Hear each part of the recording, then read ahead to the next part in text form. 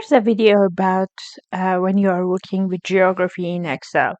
Let's say that you have a couple of countries in your Excel sheets. Let's type country and say Canada, United Kingdom, United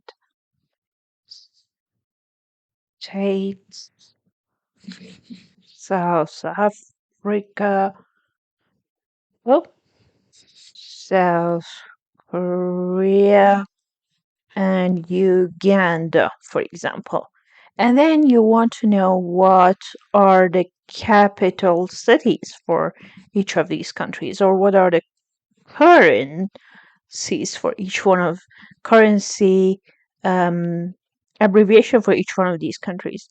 So all you have to do is that you select the list of the countries that you have and you head to data, and then on the data type you hit geography. There are a couple of things here, and if you scroll down you will get to geography. If I select geography, it will appear here, and then you see this insert data and plus sign. If you click on plus sign, I am going to select capital major city here, and there we go. We got the capital city for all of them.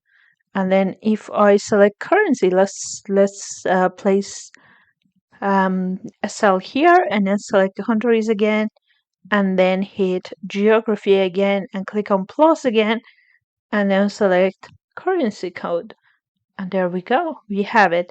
As you can see, there are multiple selections that you can get into, from area, abbreviation, electric power, GDP, and so on and so forth. Then you can select. So that's the way that you can get information about the countries based on geography for the information that you need to fill out for the countries.